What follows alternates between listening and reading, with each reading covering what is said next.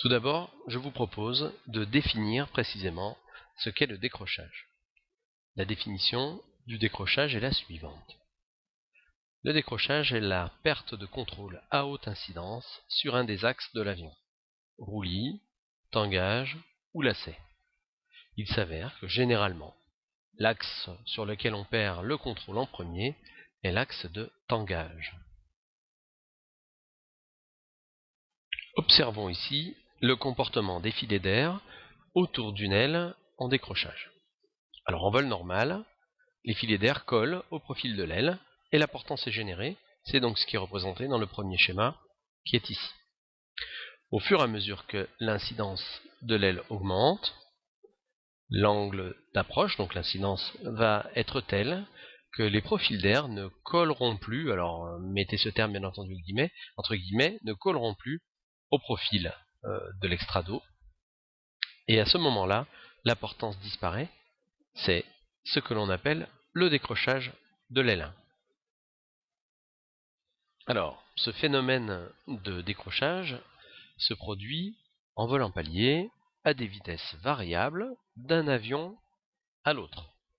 Ces vitesses sont également variables pour un même avion d'une configuration à l'autre, c'est-à-dire volet-sortie ou non, train-sortie ou non, par exemple. Reportez-vous au manuel de vol de votre avion pour connaître ces vitesses de décrochage en palier. Elles sont appelées VS0, VS1, VS2 dans certaines situations. Cela dit, une indication relativement précise des vitesses de décrochage de votre avion en configuration lisse ou volet-sortie peut se trouver sur l'indicateur de vitesse. Nous avons ici la vitesse de décrochage par exemple avec les volets sortis en configuration atterrissage, 45 nœuds, et en limite d'arc vert, la vitesse de décrochage en palier toujours, sans volet, donc en configuration lisse, ici environ 50 nœuds. Je vous rappelle que les valeurs précises sont indiquées dans le manuel de vol. Cela dit, ça constitue quand même une indication intéressante et extrêmement utile en vol normal. Alors, avant d'être lâché sur un avion, il est indispensable que vous connaissiez le comportement de l'appareil aux basses vitesses et au décrochage, bien évidemment. Au-delà de ça, il va falloir que vous soyez également capable de sortir de ce décrochage en toute sécurité. Comprenez aussi que chaque avion a son comportement propre aux basses vitesses, en fonction de sa conception, de la qualité de sa structure et de sa configuration. Nous allons voir maintenant comment se déroule l'exercice type de décrochage. Voici donc l'exercice type de décrochage. Vous remarquerez sur ce document un élément important, une partie de l'exercice est vue du dessus et une autre sur la droite est vue de profil. Plusieurs étapes dans cet exercice de décrochage, une étape de préparation de l'avion, une étape d'exécution du décrochage et puis une étape de sortie du décrochage.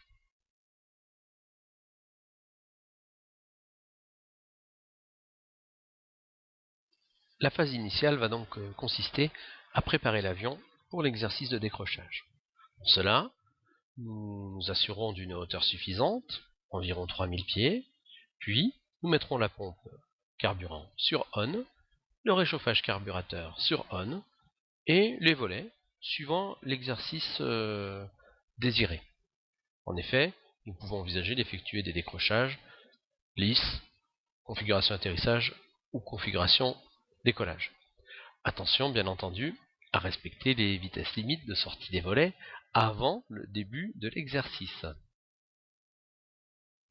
La phase de sécurité extérieure va consister à s'assurer qu'aucun avion, qu'aucun village, qu'aucun nuage ne se trouvera à proximité de notre appareil pendant toute notre manœuvre de décrochage. Pour cela, nous allons effectuer un virage à 360 degrés et au cours de ce virage, nous effectuerons un certain nombre d'actions. Nous observons ici le premier 180 degrés effectué par le pilote. Au cours de ce virage, les flèches bleues sont noter pour vous indiquer les zones d'attention en termes de surveillance du ciel. À partir de 270 degrés de virage, et pour effectuer le décrochage non loin de notre 360 de sécurité, nous allons commencer à réduire très progressivement la vitesse de l'avion. Ceci sera vu dans le slide suivant. Il ne reste plus que 90 degrés de virage à effectuer pour terminer le 360 de sécurité. Pendant ce 90 degrés de virage, le pilote mettra les gaz réduits à fond. Ceci, sans action particulière, ferait descendre l'avion et donc pour compenser cet effet transitoire, il va falloir augmenter très progressivement l'assiette. Cette augmentation de l'assiette va bien entendu, vous le savez, réduire la vitesse de l'appareil.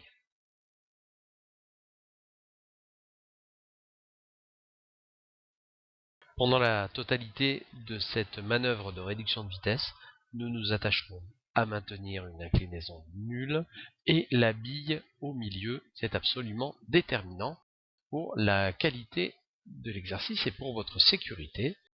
Vous comprendrez que si votre bille n'est pas au milieu notamment, vous risquez de partir en vrille. C'est un élément qu'on verra plus tard dans un autre cours. Nous voici donc à l'intérieur de l'avion, à l'issue du 360 de sécurité. Les gaz sont plein réduits, sans action à la profondeur de votre part, l'appareil se mettra en descente. Donc pour le maintenir en palier, il va falloir augmenter très progressivement l'assiette. Cette augmentation d'assiette va se traduire par une diminution de la vitesse jusqu'à ce que vous obteniez un avertisseur sonore qui s'appelle l'avertisseur de décrochage. Et quand cet avertisseur sonnera, nous serons à quelques km/h ou à quelques nœuds du décrochage. Nous ne sommes plus très loin du décrochage. En maintenant les commandes engagées, telles que nous l'avons définies, l'avion va très rapidement partir en décrochage. Alors le comportement en décrochage est variable d'un avion à l'autre. Certains appareils restent avec un fort cabré, d'autres font ce que l'on appelle une abattée, plus ou moins prononcée. Le comportement peut également changer au niveau de l'inclinaison. L'avion peut s'incliner de façon erratique, à droite ou à gauche. Et cette situation durera tant que vous garderez les commandes engagées. Pour sortir du décrochage, il faut, dans l'ordre, diminuer l'incidence en premier lieu, c'est vraiment indispensable. Pour cela, nous ferons donc l'action suivante. Manche avant, souplement, puis plein gaz.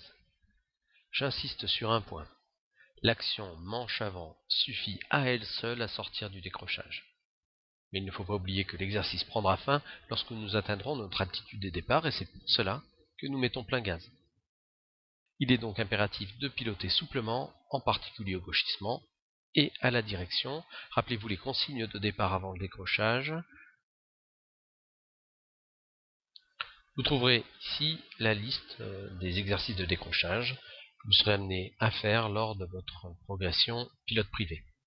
Retenez que pour tous ces exercices, la procédure décrite précédemment est la même.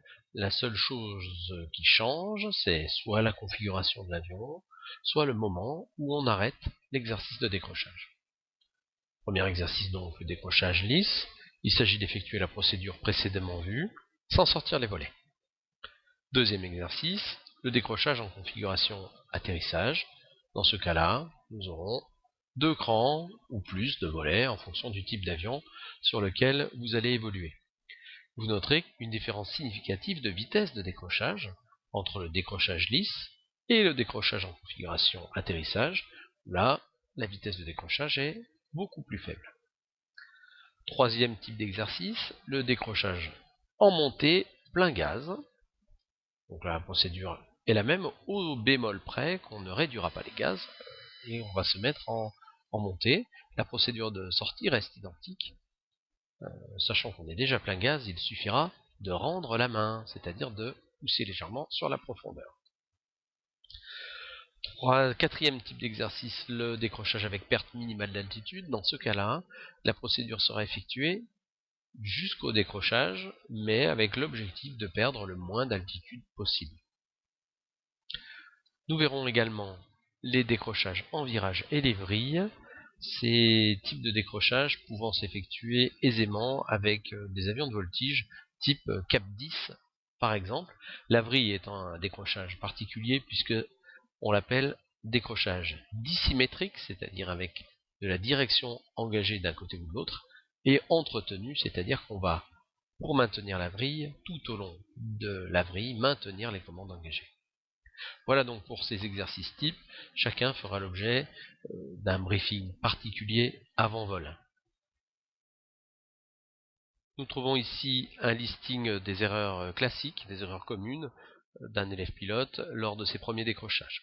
La première de ces erreurs est tout simplement le non-respect de la procédure de sécurité. Je vous rappelle donc une altitude minima, une hauteur minimale, 3000 pieds sol, l'exécution d'un 360 de sécurité, évidemment. Ça donc c'est, on va dire, incontournable. Deuxième erreur, le décrochage arrêté prématurément. Alors soit dès l'avertisseur de décrochage, je vous rappelle qu'un avertisseur de décrochage est là pour vous prévenir du décrochage, mais on n'est pas au décrochage, ou par non-maintien des commandes engagées, c'est-à-dire à peine le décrochage débute, le pilote sort du décrochage. Pour des raisons pédagogiques, lors des premiers vols, il va être indispensable de maintenir le décrochage pour bien voir comment se comporte l'avion. Je vous rappelle également que lors de votre passage du test pilote privé, vous devrez démontrer que vous êtes capable d'amener un avion au décrochage, donc il va falloir maintenir quelques secondes les commandes engagées. Quatrième erreur classique, la sortie de décrochage trop brutale, donc par une action trop forte à la profondeur. Ça, je vous invite véritablement à vous entraîner. Bien entendu, les vols sont là pour ça. Et enfin, oubli du réchauffage carbu après l'exercice. Ce réchauffage a été mis lors de la phase de préparation. Dès que l'on sort du décrochage, au moment de la mise plein gaz, pensez à couper le réchauffage. Ceci conclut le cours sur le décrochage. Sachez que nous verrons dans la phase notamment pilotage avancé les décrochages en virage et les vrilles.